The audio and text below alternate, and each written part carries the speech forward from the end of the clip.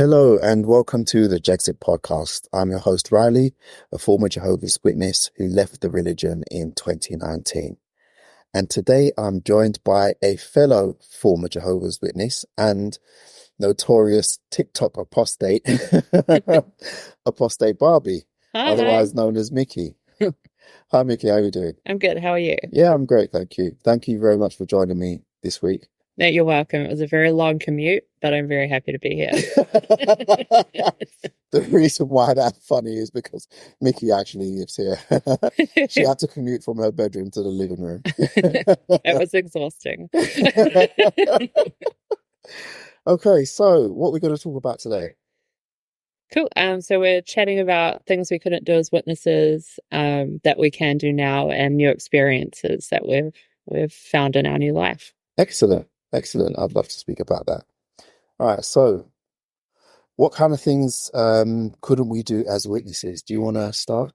I'll start with a big one, is I feel like that it would be frowned upon if I lived with you and Marsha as a witness, not just because Marsha's not a witness, but it would be one of those things where it would be like we couldn't be alone together and everyone would be suspicious. Everything. So. That is a huge one. Yeah. That is very, very true. And just to give a bit of background, Marsha is actually away at the moment. She's spending a weekend in Paris with her friend who's visiting from the US. So since Friday morning, Micki and I have been living here alone. I will say that Riley has cheated on Marsha with a piece of steak. I came out hearing all these noises and was expecting to find something entirely different, but I was having a really delicious piece of meat. That steak was delicious, to be fair. Seriously, I wouldn't blame you if you thought that I wasn't here with another woman. The noises I was making when I was eating this steak, But anyway, we digress. But that would definitely be something where I feel like I would be encouraged to find somewhere else to stay for the weekend if we were witnesses. Yeah, absolutely. Yeah. It would be a huge no-no. And if we were still witnesses, we probably would have been disciplined. Yeah. Staying overnight alone in the same house together. Oh, no. Yeah.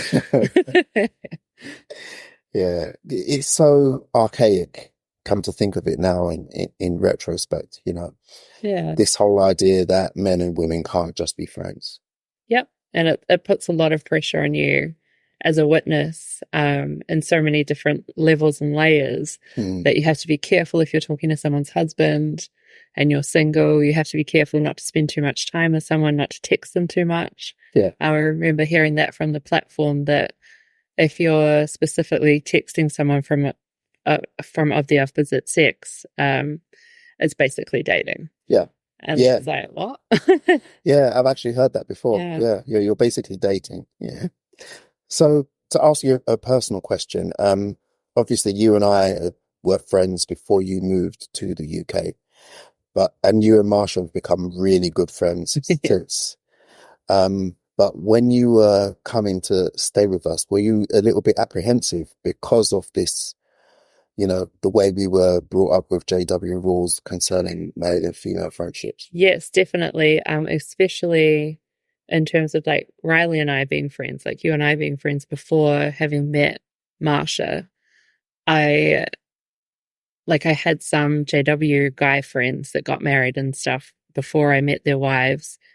And it was always like, why are you friends with my husband? And they'd sort of come in and like their arms around their husband and sort of feel like it's mine. And I'm like, yeah, okay. I wasn't trying to take him, just trying to still be friends with my friend. And so I kind of thought that I didn't know what Marsha was thinking, or how any of it would go down, that it might be awkward and weird and like, definitely sort of had that hangover effect of being a Jehovah's Witness and the experiences we had within the religion like that. Yeah. So, but fortunately for me, Marsha's amazing and she's like my London bestie. So that's great. I always am saying that I just met Riley to meet Marsha. I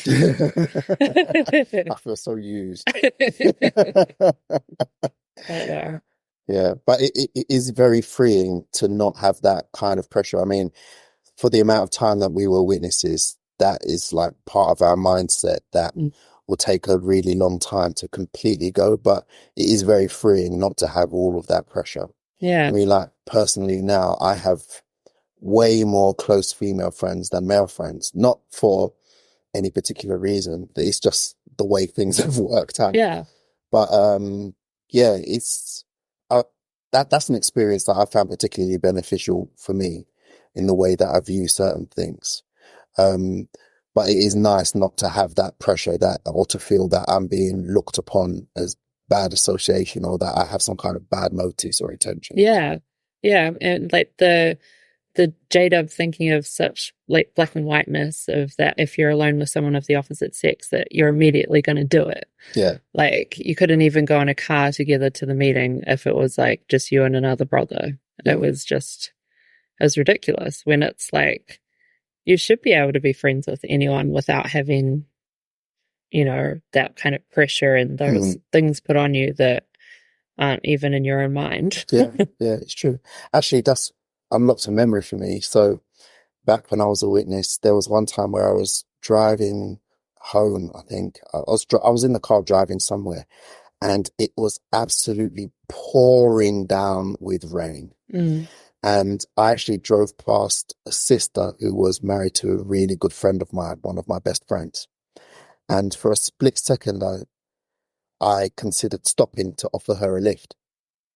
But then I changed my mind. Yeah. And then I just drove past her and just left her in the rain. She's like giving you the finger in the rear view.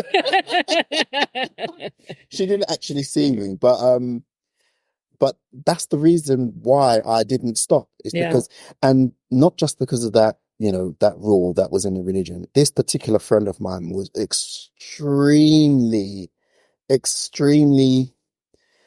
paranoid isn't the right word, but for want of a better word, extremely paranoid about men and women being alone together. He was on the extreme end of that rule, even for a JW. I mean, there have been times where he and his wife visited my congregation, and I just went up to say hello to her at the meeting. He was off speaking to someone else. I just went to say hello, and he looked over and saw us talking and immediately rushed over like I was trying to hit on his wife or something. Yeah. I was just being friendly. Yeah. So, that came to my mind as well when I considered stopping, and I was like, you know what, it's not worth it. Yeah. And I just continued driving. I know that like in my experience in different congregations, it was different in each one, which also, like I say this all the time, goes to show how not a united brotherhood they are.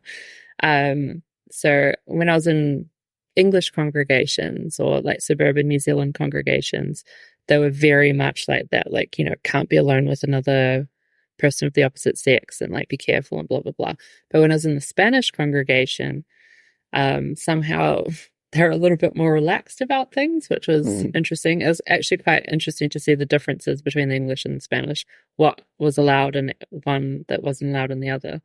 But I ended up in a time period where I had mostly guy friends. And so I was all the time sitting with different guys that would come and visit the congregation or in the congregation, because I'm like, I'm just going to sit with my friend because I didn't have family in the organization. So it was just me and that's just how it was. And eventually they were pretty much okay with it, but I just know I was getting side-eye looks from people that weren't in the congregation, didn't actually know me. But for the most part, I seemed to get away with it. Even to the point when I started dating my ex, who is still a witness. We traveled to things alone and went to things alone because we were friends first, and had him not alone. I, again, don't know how we got away with this. I'm thinking it's because his dad was an elder, and I guess I don't look like I was a threat to people that they needed to be worried about it. So, yeah. So from the flip side, like I knew what we were doing was wrong and that was supposed to be chaperoned, I say with air quotes. But we also managed to get away with it. So that is interesting. I've heard a lot about things being different in foreign language congregations. culturally and traditionally. I've never experienced it myself. Yeah. I've heard that a lot. Yeah. But yeah, anyway, like, to sort of wrap that point up, it's like, it's great that we just don't have to worry about that anymore. Like, you can just be a human. Absolutely. Absolutely. Something that I've experienced a couple of times recently, that would have absolutely been a no-no in the religion is protesting. Oh, yes. Yeah. You can't have any political opinions whatsoever. You're not allowed to protest or anything like that. So I've been to 2 protests, but they've both coincidentally or not so coincidentally been against the religion. I've been one of those crazy apostates outside the convention protesting. So we did that a couple of weeks ago together. Yes, that was my first one that we went to, and I think your second one, right? Yeah, my second one. Yeah, I went to last year as well.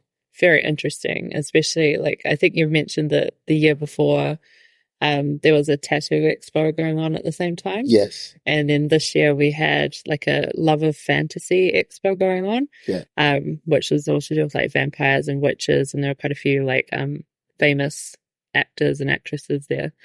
But everybody was dressed up in sort of like goth attire, and it was like quite a cool contrast to see the witnesses and then the clearly not witnesses. Yeah. Yeah, that was great.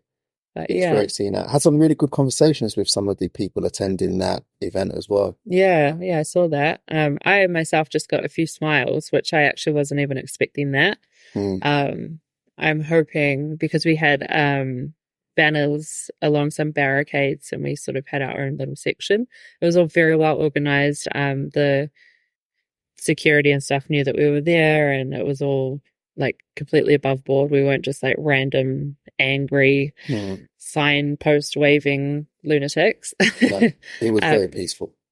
But on the banners we had, like love never shuns, and if you want to leave, support is available, and it linked to a website that they can go to, and it links to the ExJWs in the UK Facebook group as well. So it was quite nice. And then there was another one that sort of linked to, I think, JW Facts and pointed out that the truth doesn't need to be or shouldn't worry about being challenged.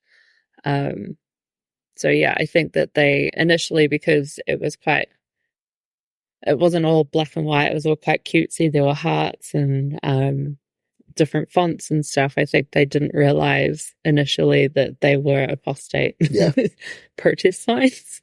But yeah, a few people took a second look, and I'm really hoping to find out if more people have joined the Facebook group or looked at the website to see if it worked. Yeah, that's really interesting that you said about the way the signs were designed. People probably didn't initially suspect that they were apostate signs, because in the religion you have this very, very rigid idea of what an apostate is. I know I certainly did. Yeah, same. To me, apostates were all just like really scruffy, unkempt, sweaty, middle-aged men. Yeah. And I always thought that they were organized with like as a movement in the same way, but like directly opposite as Jehovah's Witnesses, that they had their own literature counters and their own apostate literature. Yeah. Like, and then that's what they were leaving. And so I was like, oh no, stay away from apostate. But it's like not true at all. Yeah. I would at some point like to go to a protest about a political issue, something completely non-JW related. There were those race riots recently in the UK, and there were some anti-racism protests as well. I, for a split second, considered attending one, but I didn't, because for reasons of safety. Yeah. I didn't particularly feel safe doing that. But at some point I would like to go on a protest about an issue that I care strongly about. Yeah, same actually. It was definitely interesting, like, because what we went to was organized as a peaceful protest by another ExJW here in London, and she did amazing with everything that she did with going into the design of the banners and everything. So we basically did just sit there, and if anyone wanted to talk, we could. But like you say, like I would like to go to something else that is, more, worldly organized. Yeah. And to do with something else that I care about as well. But yeah, I'm almost like I don't know where to start. But yeah. So what else have you been able to enjoy or experience since leaving? Quite a few things. Most recently, last weekend, I went to like a rave festival, and that was really cool. I put big, like, colorful rainbow extensions in my hair, did my makeup quite wild and loud, and I wore, things that witnesses really wouldn't be allowed to wear. I think that's one thing as well. I'm still trying to find my style since leaving and just trying different things that work and don't work, without having to worry about, is this too short? Is this too tight? How am I going to stumble someone that looks at me? But no, the whole festival itself was really fun as well. There's sort of this portrayal of worldly people that they're all going to give you drugs and force you to drink and be horrible and angry. But it was such a nice vibe. Like, there were a couple of points where I found myself alone, like I couldn't find my friends and we didn't have much signal. And a few people checked on me and they were like, "Are you okay?" Like, that was so nice. I was like, "Oh, yes, I'm fine." So it was really sweet. It was great to see more of the UK as well. But yeah, definitely going to festivals, anything. Like, I've been with Marsha a couple of times to like a goth market and like a satanic market, which was really fun. Even if you don't, it doesn't matter what you believe in, just the freedom to be able to go to different markets and different themed things is quite nice. Yeah. Following on from that, I've gotten into horror movies. Yeah. I actually watched a horror movie last night, which wasn't scary at all. I found myself laughing all the way through. But yeah, horror movies is something that I enjoy since leaving. I mean, I'd seen a couple of horror movies before, felt really guilty about it afterwards, and was terrified to go to bed. Yeah. But now I just see it as fun, and I haven't been attacked by a single demon yet. Yeah, no, I know. I think when I was a witness, I did watch a couple of horror movies that I probably shouldn't have. When I was a witness, I kind of justified the ones that I would watch about, like, zombies, or like, serial killers or something like that. That I'm not going to go out and commit those crimes or anything. It doesn't influence me, but it gives me the kind of like that thrill without being demonic. And same with like zombies. I was like, that's okay because it's like more often than not about like a virus that got out of control. So something sort of natural. Yeah. It wasn't demons. So I was like, I'm okay with it. But I wouldn't watch things like, Paranormal Activity or the Blair Witch Project. And things that were a bit more like demonic and like ghosts and scary. So I'm enjoying getting into those and not worrying about demons. Yeah. I'd always been intrigued by horror movies, but I'd never really been motivated to watch them. And I remember one time I was at a friend's house and we were just, channel surfing, trying to find something to watch. And Bram Stoker's Dracula was on, the one with, I can never remember this actor's name, the one who played the Gary Oldman? Gary Oldman, yeah, that one. So we were scrolling through and that one was on and his back was turned for a few minutes. I think he was getting something from the fridge. And I was just like watching like a few minutes of it and he turned around and he saw what was on the screen. He was like, "What do you think you're doing?" He goes, "What do you think you're doing? You're watching this in my house so that when it's finished, you can go home and the demons will stay here and they won't follow you. You think you're smart, don't you?" Yep. He was like really angry. Yeah. Yeah, I think in lockdown, I got into Lovecraft Country, which is an incredibly great series, really underrated, and unfortunately wasn't picked up for a second season.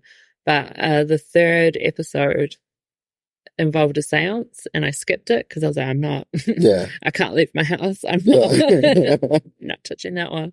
Whereas the rest of it was more about like monsters, and like the entire theme of it really is about racism and who's the real monster. And so I was just like, that's okay. Monsters aren't demons. They're like, in this case, more like alien. You know, but, yeah, it's interesting as well. Like the mental gymnastics that you do to allow yourself to do things that other witnesses wouldn't, whereas they're doing mental gymnastics to allow themselves to do things that you wouldn't. So it's all very interesting. Yeah, it's absolutely true. I remember being at the meeting once, and there was a watchtower we were studying, and it was about watching TV shows where that feature uncanny powers. I would definitely remember it using that word, uncanny. And then a brother answered up, and he said that that word uncanny, it basically means things that human beings aren't naturally able to do. And then I thought to myself, does that apply to superhero movies and superhero TV shows? Because they have powers that people aren't naturally able to do. And also, I'm still a huge lover of comics and comic book characters. And one of my favorite is the X-Men. There's actually an X-Men comic book series called The Uncanny X-Men. Oh, yeah. Yeah. Extraordinary. So it immediately made me think of that. And for a while I was like, is it wrong for me to like the X-Men and watch the X-Men and watch superhero movies? But then I thought to myself, it's fine. It's fine because it has a scientific explanation. They have a mutation in their genes that allows them to do it. It's that same mental gymnastics and rationalization. That's actually funny because when I was a witness, I know that there was a time period, I think around 2005, there was a watchtower that was like no themed parties. So everyone stopped doing like themed parties, whether it was like countries or what have you. But then I think it sort of died out. And around 2016, the group of friends that I was in the congregation with, we really got into themed parties. And I think maybe 2017-ish, one of my friends and I, one of my guy friends that I had, decided to organize a superhero party. And we thought that would be quite cool, like that we could go as different superheroes and stuff. But word got back to the CEO's wife. Oh dear. Who put a stop to it and was like, no, because you can come as like the villains and stuff, and it can be demonic and powers and blah, blah, blah. And we ended up having to say, okay, no theme, we'll just have a regular party. It was like, that just reminded me, I was so disappointed. I was like, no. Oh, elders' wives were the worst. Sometimes they were worse than elders. Yeah. Absolute buzzkills. I would think that that's because, you know, that's like the top that you can get to as a Jehovah's Witness woman in the congregation, elder's wife or CEO's wife. And then that little bit of power that you've got, you're going to exert really control. Yeah. I just remember a lot of elders' wives being either extra gossipy or very like policey. Yeah. Policing people's dress and activities and grooming and stuff like that. Like the aunts in The Handmaid's Tale. Yes, exactly. Exactly like that. Yeah. I've never thought of that before, but you're spot on. Yeah. I think as well, like I've been looking into sort of the origins of gossip and stuff, and that's sort of a byproduct of patriarchy for the, you know, oppressed woman in this case, because it's a way for you to exert control and to keep yourself safe. So I've looked into that a bunch with, I think, Jenny Bloom. If you know her, she's sort of my ExJW besties, and we've always shared information about it. Because it is something that is like a byproduct of like being oppressed. So, that's really and that's like, I always think about that, like the toxic environment of being a Jehovah's Witness, and the ways that, you know, that's sort of the top way that a woman can have control in the congregation is gossip. Yeah. That explains a lot, actually, because the religion is extremely patriarchal. Yeah. Extremely patriarchal. And that coupled with the fact that women outnumber men 3-1, Yeah. roughly, in the religion. Yeah. So gossip is a huge issue in the religion. It always has been. I think one of the things as well that's great that since I'm out is that I don't have to keep quiet. Like I can have a conversation like this with you, who is a man who normally, if I was a witness, I would have to keep my opinions to myself. Mm-hmm. I remember being labeled a feminist by a couple of my guy friends because I would speak out about things a little bit. Yeah. When I was a witness, and they're like, "You're such a feminist." And I'm like, you need to have opinions. But then I'm like, you have opinions of your own. How dare I? Yeah. Okay. Drinking. How can I segue into this? Hi, my name's Riley. I'm an alcoholic.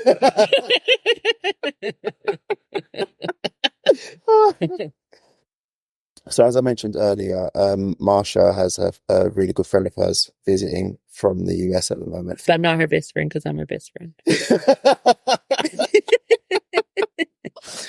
And something that I love to speak to Americans about is the different ways that our respective cultures view alcohol.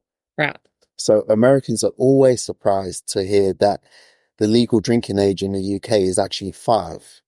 Really? Yeah. Even I'm surprised. Yeah. So at age 5, you're legally allowed to drink alcohol, but it can only be at home and only under the supervision of a parent or guardian.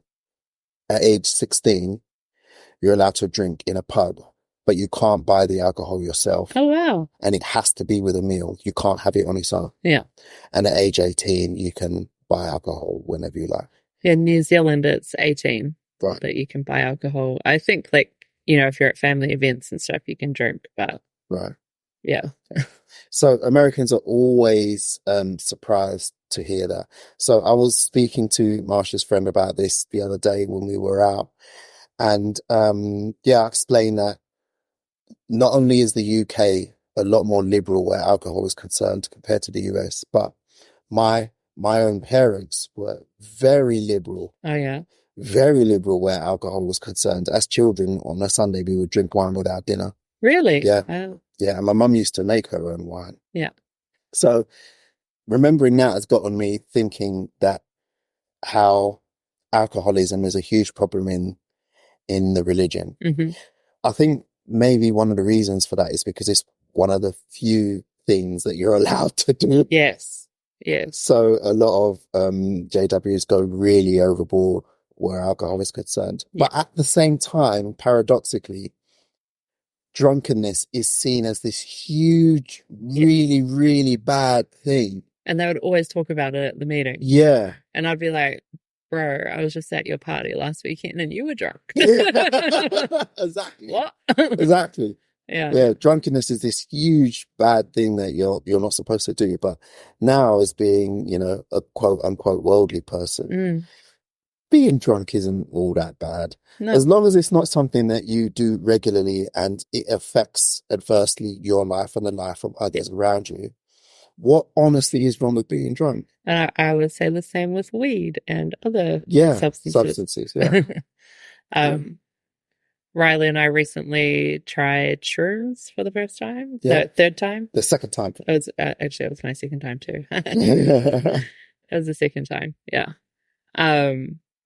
And that's something as well that wouldn't obviously absolutely not be allowed as a witness, even though mushrooms are naturally occurring. Yeah. And some of the latest research about it is it's really helpful for anxiety, ADHD, depression, and it can help rewire your brain, microdosing and whatnot. Yeah. But even just to have them for fun, that was really cool and a good experience, I think. Yeah, it was for me. It was what was most fun for me is remembering everything that happened the day after. When we were talking about it, oh my goodness, it was so funny. The debrief. Yeah, the debrief.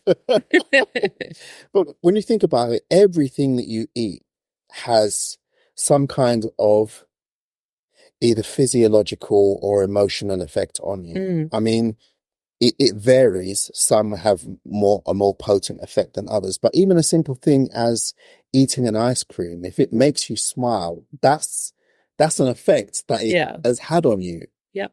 You know, a little happy food done. Yeah, exactly. That's me and tacos. Yeah, or me and that steak. No, you and that steak should have got a hotel room.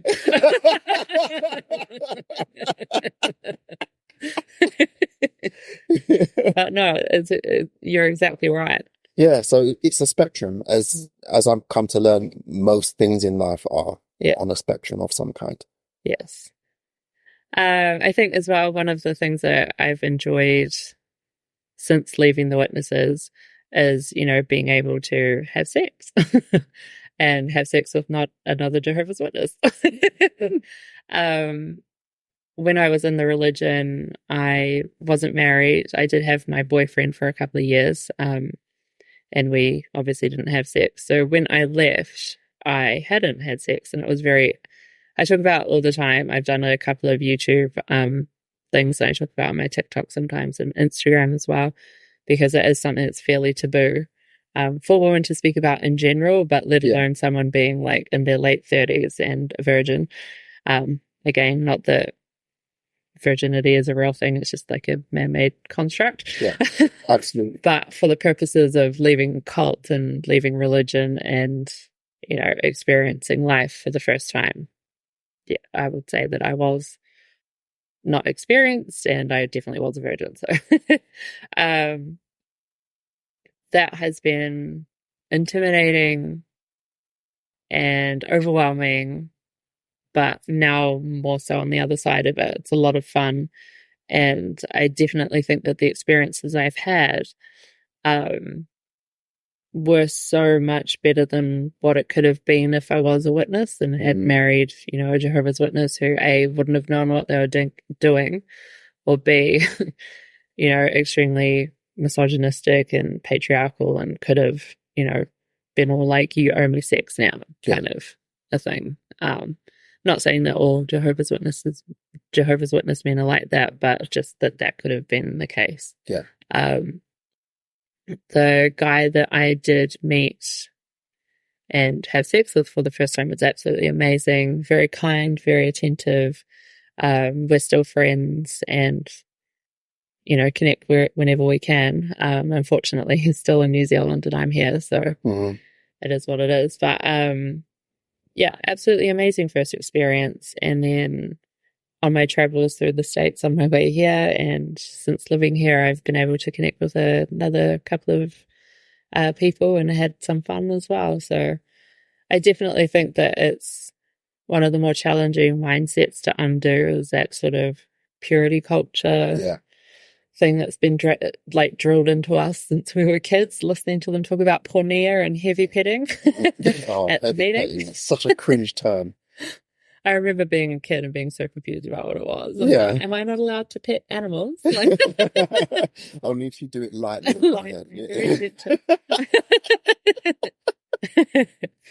Yeah. And then just like the fact that they would talk about like what you can and can't do all the time in their literature at the meetings, and it was just like at the same time saying all of that and then being like, you're not allowed to do it, but here are all the things that you can't do, and I'm going to list them to you so that you know explicitly what they are. And then you're not allowed to do them. This has been a huge thing for me as well. I mean, when I left the religion, I spent just over a year still believing that it was the truth. And I hadn't, or until I got into a relationship with Marsha, I hadn't ruled out the possibility of ever going back in the future. Despite, let's see if he has ruled it out now. I'm like, who am I living with? But despite that, when I was disfellowshipped, and you know, it was about. So my marriage broke up in January of 2019. I was disfellowshipped in April. Immediately after getting disfellowshipped, I started dating.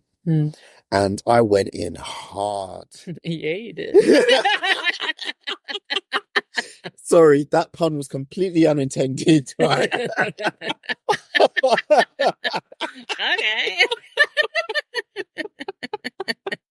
What I mean is, I was a prolific dater, but because of this mindset of one day maybe going back and still believing it was the truth, I had a rule for myself that I was not going to sleep with anyone. And I didn't. I dated so many women. I had multiple dates, people that I was seeing simultaneously. But I didn't sleep with anybody.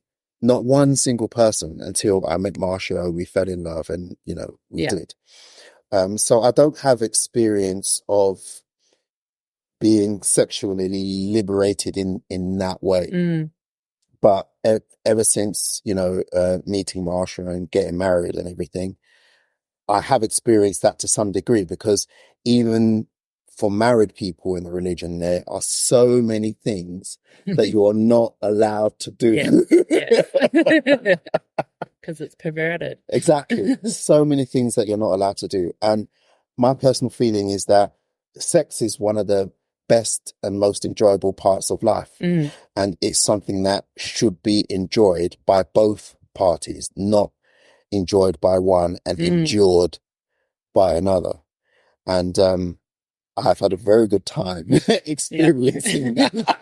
I will say as well, like with my friend who was my first time and stuff, the way that he was with me, it was very enjoyable for both of us. And that sort of set the bar quite high. And so when it's not, I'm a bit disappointed. I can understand. But it's been good to have the different experiences and to learn and not look at things as like, oh, it's a mistake. I shouldn't have sat with that person. I shouldn't have done this with that person. But more so that, okay, I didn't like that. I won't do that again. Or I did like that. I will do that again. And then maybe with this person, we could try this.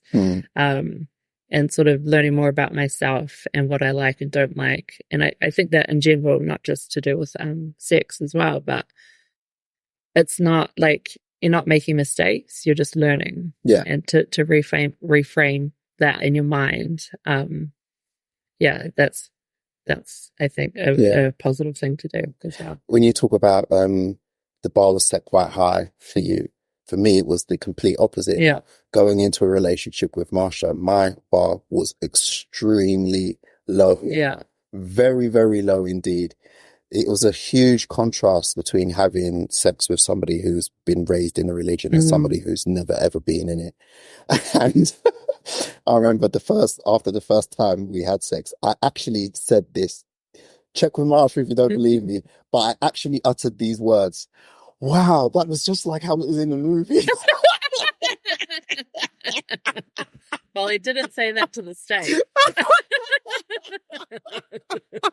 No word of a lie. I said that word for word, because my bar, as I said, was very, very low. Yeah. So being with somebody who hasn't had all of this stigma around sex, particularly as a woman. Yes. Particularly as a woman, having sex with somebody who has been sexually liberated their entire life. It was like night and day. Completely like night and day. Yeah.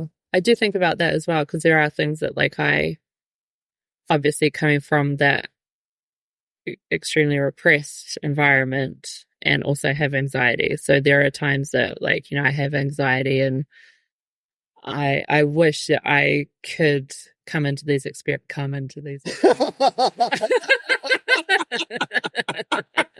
We're going to get ourselves into trouble with this one, aren't we? With that more liberated mindset, instead of like, oh no, is this okay? Am I doing this right? Like, and overthinking everything, because you were raised as a witness to overthink everything. But fortunately, again, like the people I've been with have been extremely understanding and really, it's been enjoyable all around. Yeah. But even as well, like us having this conversation would never fly as a witness. Absolutely. We would be in a second school so fast.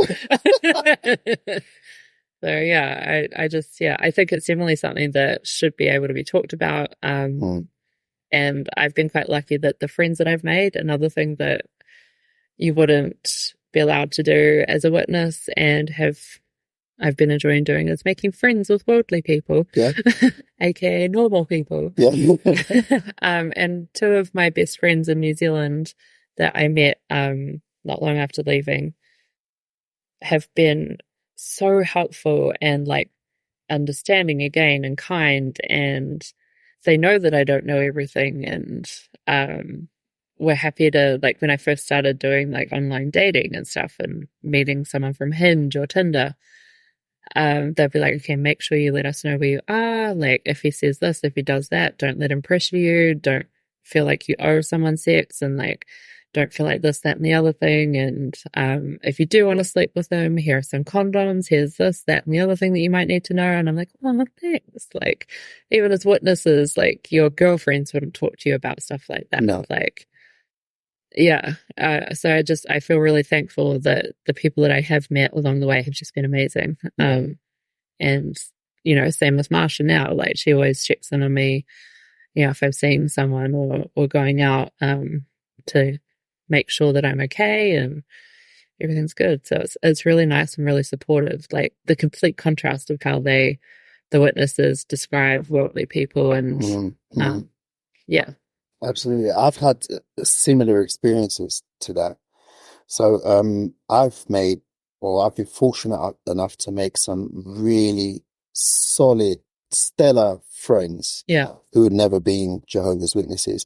I've mostly met them through work, but one in particular has been so good to me, especially when I was going through my breakup and my judicial committee and all of that. She was there for me. So I can't even put into words how much she was there for me. And in a lot of ways, she's kind of been like a mentor, especially when it came to things like dating and relationships. She was like my unofficial dating coach. Yeah. And she helped me to understand like for want of a better word, etiquette of dating, because it is something that I'd never ever done before. And because it is confusing as well to go from a mindset of, sorry to interrupt. That's okay. To go from a mindset of like, if you're dating someone, you have to get married. Yes, exactly. To like, actually, I can go on this date and make a new friend, have a good time, have a bad time, never see them again, like whatever. Yeah. It's not, oh no, we have to get married. Yeah, absolutely. I remember one time I was speaking to her about some of my experiences dating, and I could see her facial expression. She seemed that she wanted to tell me something, but at the same time, she felt very, very uncomfortable saying it. So I encouraged her to open up to me, and she did. And what it was is that she was worried that I would get myself into a situation. I'm not actually, I should probably start from the beginning because it sounds quite vague. Mm-hmm. So when I was dating, I was open to dating women from any ethnic background or any race whatsoever. I wasn't partial to any particular. And I remember her saying to me at that time, she said, you've got to be a little bit careful because there are some women out there who will want to date you because they're fetish. Oh, yeah. I can't pronounce it. Fetishized. That's the word. Fetish. Oh my, why can't I say this word? Fetishized. Fetishizing. It's so hard to say. Yeah. They'll see you as a fetish, you being a man of color. And that was I'd never heard of such a thing. Yeah. Obviously, I knew of non-black women who had a preference for black men.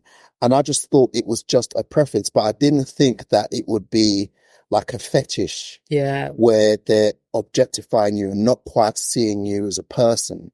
Yeah. It's just because of what you are and not who you are. I didn't know that was a thing. I had absolutely no idea that was a thing. But I am so glad that she was brave enough to have that conversation with me regardless of how uncomfortable it made her bringing it up. And it really, really did help me, because I found myself in that kind of a situation once, you know? So I'm really, really grateful for that. I can't stress how important it is to have friends who have never been Jehovah's Witnesses. They just open your mind and your world up to so many things and help you to avoid certain pitfalls. Yes.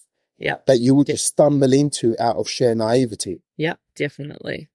And it's like they look out for you in ways that I haven't experienced with Jehovah's Witness friends, where, you know, going out on the town on a girls' night and stuff, someone will make sure that they're not drinking, whereas witness girls would be like, woo! Yeah. And I would feel unsafe, and then I'd be like, okay, well, I feel unsafe, so I'm not going to drink so that I'm in control of myself, and then I feel like I have to watch the others. But it would all be like organized and stuff, and like, you know, just to look out for each other and have a good time. We went to a strip club. That was another thing that as a witness wasn't able to do with those girls all the time. And it was just like, it's fun. Like, it's just fun having friendships outside of the religion. And it's sad that for so long, I feel like I wasn't able to be properly friends with someone without having this like agenda in the background or this mental barrier of like, I can't fully tell you everything about my life because you're not a witness. Yeah. So, Yeah, absolutely. Picking up on the point you made about going to a strip club. So, when was it? It was shortly after, actually, it's the same month that Marsha and I decided that we want to be together. So this is June 2019. We were together for a short while, only about a week in Portland, Oregon, where I was staying with relatives on a trip. After she went back to Arizona, my cousin invited me for a night out. So I thought we were just going to go drinking, you know, go to a couple of bars or whatever. We actually went to a swingers club. Oh, yeah. I didn't know it was a swingers club until we got there. And he's actually like a member. And I'll spare everyone the details because I'm sure it's not everybody's cup of tea. But that was a huge eye-opener for me. Yeah. But the reason why I'm bringing this up is because some people think that when you leave such a strict, high-control religion as the Jehovah's Witnesses, that you have to go out into the world and do absolutely everything. And that isn't the case. There are still some things, even though I wouldn't classify everything as being either good or bad, it's not that strict a binary. Yeah. There are some things that aren't necessarily bad, but you still might not want to do because it doesn't suit you. And that's perfectly fine. It's perfectly fine. I've been to a swingers club. It's not my cup of tea. I can't see myself ever going back anytime soon. But that doesn't mean that it's something that is morally wrong. Yes. It's just something that I don't particularly enjoy and wouldn't want to do. All about just finding what's right for you. Exactly. Like what you like to do and stuff. Like another thing that I wouldn't have been able to do as a witness was and be involved in like an orgy. Yeah. And I had the opportunity to do that while I was on my way here. And it was really fun, but I might try again if the opportunity presents itself. But I feel like I've got too much anxiety for that kind of situation. It's not 100% for me, but like I love my friends that I was involved in that with. And like, you know, it's all about what makes you happy and doesn't hurt anyone else. There's no reason to not try things unless you know outright, like, I know I don't like onions. I'm not going to go try something that has onions on it, even if it's a new thing that has onions in a new way. I'll just be like, don't like it. So much the same way that, you know, different things sexually or relationship wise, friendship wise, anything. If there's something I know that I don't like, I've learned that and I don't have to do it again. Yeah. So, it's fine. Exactly. What you said earlier about reframing things, to not see them as being good or bad, or not seeing it as being something that you regret. It's just an experience that you learn from. Yes. Yeah. That's exactly the same way that I see it. I don't see that experience as being bad or something bad that I did. It's just an experience that I learned from. I now know that I'm not into the swinging scene. Yeah. You know? Yeah. And that's all there is to it. Yeah. I did make a few friends on Facebook. I joined a group here once I moved to London that is focused on women connecting with other women and, you know, making friends, or someone will post like, hey, I'm going to, in this case, it was like Finland in February and I want to see the Northern Lights. Does anyone want to come? And I responded and I was like, oh, I'd like to go. So with a group of 5 girls from there, well, there was 5 of us in total, I think. We went to Finland, saw the Northern Lights, and I made some great friendships with some, you know, normal worldly women. And that has 2 layers, I think, because, you know, you're not supposed to make friends with worldly people, and also the dangers of social media, as a witness. But yeah, I had like wonderful experiences and still friends with them, hang out every now and then and try to catch up with them when I can. But it was like so fun. But initially I was so anxious. I was like, oh no, I don't know these people. You know, what are they going to do? What if they want to go clubbing or do something that I don't want to do?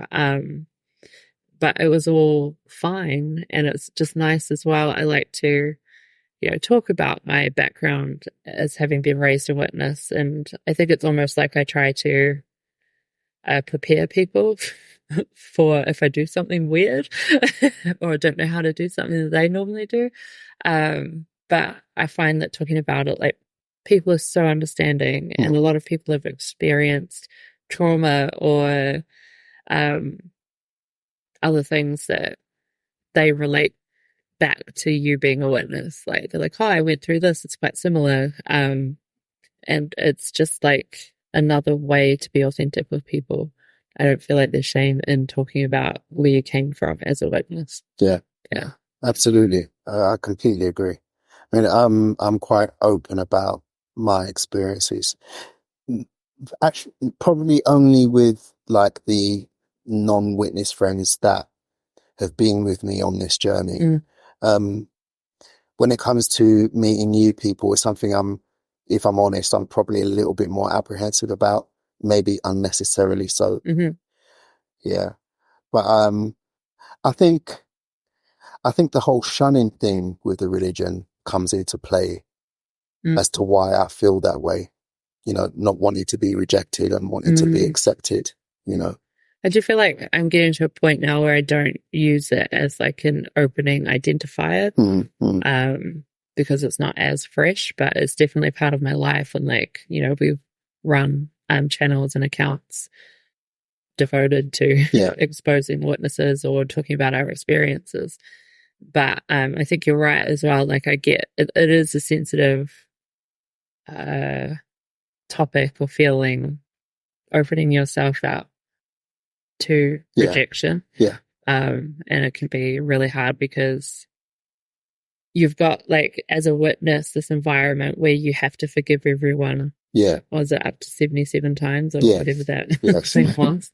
And so you have to be with people that, you know, you might not click with or don't necessarily want to be around. You have to be friends with them. You have to talk to them. Whereas now I'm like, okay, so if someone's not talking to me anymore or the relationship's drifted, it's not to do with me personally. It's just time, distance, you know, things like that. But it is a very hard thing for me if someone does abruptly stop speaking to me. No, I understand exactly what you mean. Personally, I'm extremely rejection averse. Very, very rejection averse. But I am learning and have learned that you build up resilience through going through certain things. You know, so the more it happens, the more you get used to it and the less it affects you. Generally speaking, about most things, I think that is the case. And I think that most, like, normal people have been through what we're going through now or have been through recently when they were younger, like much younger. Yeah. So when they get to like around our age, they will have had all these experiences and built up that resilience and it won't affect them so much. Yeah. Whereas we're like, why'd you do that? Yeah, that's very true. I think when it comes to making friends generally as well, that also applies, because when you grow up as a witness, you don't have to learn the skill of making friends because all of your friends are there in a congregational readiness. So, you kind of avoid, not intentionally, but you're shielded from that process. Yeah.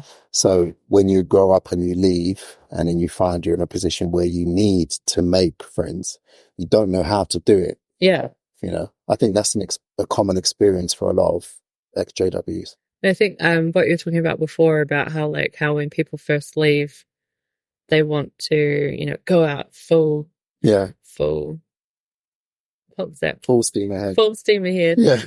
into the world and do everything all at once and get addicted to the highs of these experiences and stuff. And I think in my case, because it was during lockdown that I woke up, and New Zealand was quite strict with their lockdowns and were in and out of lockdown for a couple of years. I wasn't able to go full steam ahead. And I feel like that was a huge benefit to me. I don't know if I would have anyway, because I can't tell you what I wouldn't have done under different circumstances. But I am quite a cautious person in general. So, I definitely think that there was a benefit to it because I had to gradually make these new life experiences happen. And I feel like I did pretty well in doing so. And there are a few things that I still want to do. I want to get involved with understanding politics now. That's a big one. It's huge. Yeah. And it has been one that, as an ExJW, I feel guilty about that I haven't voted yet. I'll say that that's mostly because of changing countries, and the timing of the voting and everything. So that's one thing that I want to do. I haven't donated blood yet. I want to do that. And I'm looking forward to celebrating my birthday next week. Marsha and I are going to Venice. My first birthday out of the organization, we were in lockdown, so I was alone. Second birthday, I was really sick. Oh, no. And I didn't have that many friends, so I only had 5 people turn up. Which, of course, it's quality over quantity, I understand. But, you have these visions of having a big birthday party or a fun celebration without realizing that it actually takes time to build these friendships and have those experiences. And then the third one, I was traveling through the States on my way here, and I had watched a movie with a ExJW friend that I'd met, and we just, watched a movie. So this year I'm let's do something. And Marsha and I are going to go to Venice. Lovely. Yeah. Riley was supposed to come, and now I feel like I'm rubbing it in his face that he's not going to be there. It's fine. It's one of those things that can be helped. But politics, that's a huge one. I voted for the first time, I think it was 3 years ago. 3 years ago. Oh, yeah. That was in a local election. But this year, I voted for the first time in a general election, which actually chooses the government. Oh, yeah. So that was a big milestone for me. It's hard because you have to learn stuff that, in school or in life as a JW, to do with politics, that you tune out, or you think, I don't need to pay attention to this because Jehovah's going to take care of this and I don't need to worry. So you have to learn all the different systems and My experience was different because I've always had an interest in politics, even as a JW. I followed politics avidly. Yeah. So there wasn't a huge learning curve. The biggest thing that I had to learn was deciding who I wanted to vote for, working out on what basis I would do that. That was where all the learning for me came in. But understanding the different parties and the political system, it's something that I'd always done. I wasn't supposed to, as a Jehovah's Witness, I wasn't supposed to, but I've always found politics interesting, so I did. Well, all right. I guess it's very interesting. Says me watching my horror movies. But fortunately, I've actually got a good friend who is a politician. Oh, yeah. Yeah, and they help me out a lot with the things that I'm not aware of or don't understand. Well, that's good. Yeah. I found that having friends who specialize isn't quite the right word, but having friends who you go to for helping understanding particular things, that's been very, very beneficial for me, in the past 5 years since I left. Definitely. Yeah. It's good to have a varied bunch of friends. Yeah. So that you can figure out life through other people's eyes. Yeah, absolutely. And Marsha's been the biggest one. Yeah. I mean, Marsha's been like a mentor and a coach for me in so many things in life that I haven't been exposed to simply for the way that we were raised and the way that we grew up. Found out that there were so many things that I was doing, not necessarily wrong, but that I just wasn't adept at. Yeah. So that's been huge. It's a very humbling experience when you think about it, because as a grown adult, you're still in many ways like a child. Yes. Yeah. I think there's a big movement, at least on the pages and algorithm that I have on Instagram and TikTok, about embracing your inner child and like doing the things that you wanted to do as a kid. I think that's really big for ex-witnesses, because we weren't allowed to discover who we are or create who we are. And now we're having to do that now that we've left. And it does go back to like, when I was a kid, I really liked art. So maybe pick that up again. Or, if it's a sport that you weren't allowed to do because you're not allowed to play sports and then everything has to be about Jehovah. So, I think that's what I've been trying to do recently, and to not feel the shame. Like if I look like, how I looked at the festival with my bright colors and rainbow outfits, and I obviously love pink, so I have pink everything, and just not worrying that people are judging me or whatever, and just getting on with what I want to do. And I think that that's really hard for people to do in general as well, let alone an ex-witness or a cult survivor. And just trying to create yourself and live authentically is really important. Yeah, absolutely. I 100% agree. And I'm kind of going through that period of self-discovery as well. I have been since I left. I remember when I was in primary school, being interested in learning how to knit. And they actually did have a knitting. I had no idea what you were going to say, and I wasn't expecting that. They had a knitting class, and they asked for people who were interested, and I was the only boy who said that they were interested in it. And I remember coming home and telling my parents, and they both thought that it was feminine and inappropriate thing for me to do. Insert our role here. My dad was a lot more harsh and derogatory about it than my mum, but they were both of the same opinion that it was quote unquote girly. Yeah. So, that put me off, but it is something that I wanted to do. I don't particularly have an interest in it now, but the point I'm making is that we were deprived of the opportunity to learn who we were and what we liked in certain areas. Because you may well have taken that class and then be like, actually, no, this isn't for me. Exactly. And that would have been fine. Yeah. But I didn't have the chance. Yeah. And it was, forced on you again to have that sort of patriarchal exactly thinking. And what you said about doing new things without the shame attached. If I was still interested in learning how to knit now, I would take a course or watch YouTube videos, and I wouldn't feel any way about it whatsoever. Yeah. I wouldn't care what other people thought about me wanting to knit. I wouldn't care. Yeah. And it's very, very freeing to have that mindset now. Yeah, definitely. I still have, like I've mentioned a couple of times, a lot of anxiety. It took me a while to be able to take the tube alone or go out on my own and meet people or do whatever. And I'm still working through that. And that's probably my biggest hurdle. And it's from that lifetime of like feeling like Jehovah's watching. Yeah. Or that if I turned around a corner, a witness would see me if I was wearing something wild, or I'd be in trouble for this, that, or the other thing.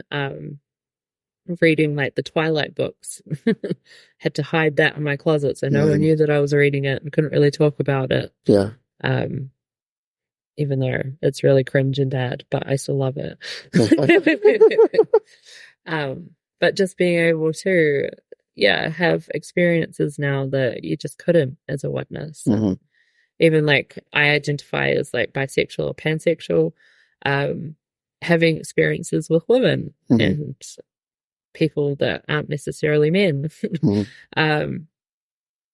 That's fun. Like I went to my first Pride. I went to a smaller one in New Zealand, but I went to the Greenwich one with Marsha a couple of weeks ago, and that was so fun. Yeah. And like I've got a drag queen friend. Yeah. Like that who takes the quiz night at one of the pubs in Greenwich, and like she's amazing. Like and it's just nice to have these experiences and talk to people that normally you wouldn't be able to talk to as a witness.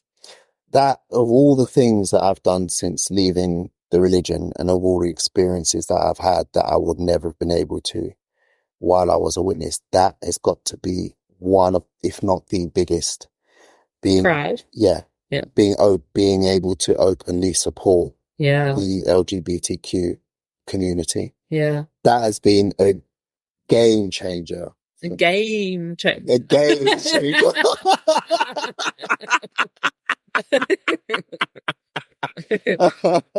I remember one time, because I used to work for witnesses, I had a black t-shirt that had a rainbow on it and then said like something like 1998 or whatever. And I was like, oh, that's cute. Like, and bought it, wore it to work. And they're like, are you gay? Like, are you supporting LGBTQ? Like, what are you doing? So I actually felt like I had to go home and get changed, as a witness, just because it wasn't like a big rainbow, like LGBTQ kind of outfit. It was just like a little emblem kind of thing. It didn't look like not like a rainbow flag or anything. It was just like stripes of color. And I was like, I had to go home and change because of that. It was ridiculous. Whereas now I'm like, ooh, rainbow everything. Yeah. And not just like LGBTQ wise, just like I like color. I'm going to wear color. And that shouldn't be an issue. Yeah. Yeah. I wore a rainbow t-shirt when I went to Pride. Yeah. A couple of years ago. And I ironically felt proud that I was able to take that stance. Yeah. I wasn't looking over my shoulder wondering if anybody sees me, you know. I went by myself for the most part. So I was a little bit anxious and apprehensive simply for the fact that I was on my own, but not because of what I was doing or where I was going. Yeah. You know? Yeah. It was a great experience and I had so much fun. I had so much fun. It was so amazing. Yeah. That the whole day, you know, it was like a huge street party and it was just fun. And what I loved most about it was I realize now that ever since leaving, I appreciate seeing people do things that I was deprived of doing, regardless of what it is. And being themselves is the biggest part. Yes. That's the biggest part of it for me. I think that's why the struggles of people in a queer community strike such a chord with me, because it's all about celebrating themselves and celebrating their own authenticity and identity. And even though I'm straight, my identity and authenticity were suppressed my entire life. Yeah. In a different way, admittedly, but they were suppressed. Now that I'm able to embrace those things, I 100% want everyone else to be able to do the same, whether it's about their sexual identity or otherwise. Yeah. And it just makes me so happy to see people being able to do that, because I know how it affected me when I wasn't. Yeah. 100%. Yeah. Yeah. I think even like, so when I was a witness, it was just forced on you to live this like, you're a woman, you have to marry a man and you have to have children kind of life, and you have to serve Jehovah, like normativity, like it's like heteronormativity kind of thing. And now I'm like, oh, I could be in a relationship with a woman, I could be in a relationship with no one, like it, or a man, it doesn't matter, like non-binary, trans, like none of that matters as long as we have a connection and I get to be authentic and live my life and be free. Like, yeah. But as a witness, it's like, oh no, I remember having, there was a term, non-practicing gay. Yeah. Friends. And like a couple of my good friends, one was, I mean, she was worldly, a lesbian, and the other one gay. And just like how I feel so sad that they are still in the religion and cannot be themselves. Yeah. And it didn't matter to me at the time when I was a witness. Like, I couldn't understand like why we had to hate what Jehovah hates. And they would always quote that when it came to, you know, being gay or not straight. I can't think of words right now. And I was just like, why do I have to hate this? Like, this is like, I always was just of the opinion that that's how people are. And like, if Jehovah wanted to fix it, we're just going to wait for the new system. And like, I say fix it because that's like my naive Jehovah's Witness thinking. Because there is nothing to be fixed. Like, that's the natural state of people, humans, animals, nature in general. Like, there is queerness everywhere. But it's really nice. Like, I wish my friends could be free. And I love going to Pride events as well for the same reason. And it almost makes me cry. Because it does make me cry. I wasn't allowed to know that side of myself and, you know, explore that until after I left. Yeah. And it's just really sad that there are people who know that they are gay as well. Yeah. 100%. Whereas I was such a victim of the brainwashing. Fact, in either case, we weren't allowed to figure it out and not allowed to be free. No. Until you leave. And then when you do that, it comes at such a big cost because you will have lost everyone that you've ever known and loved, and you've got to start again on your own. So, but it is worth it. Like, it's so worth it. I know in my heart leaving was the best thing that I've ever done, and it was the right decision, 100%. And that even though it's hard, life is so much better doing things that we weren't allowed to do. Absolutely. And creating a new life and figuring out who you are. Yeah. 100% agree. Remember when we went to Brighton a few months ago? I was moved to tears on the beach.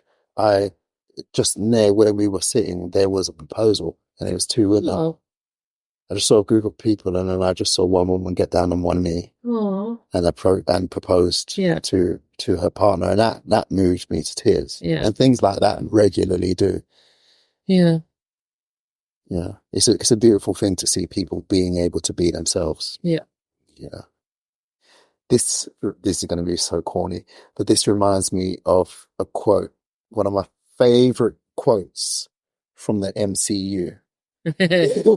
The first Captain America movie, where Dr. Erskine, I think that's his name, is talking to Steve Rogers the night before he undergoes the procedure that's going to turn him into Captain America.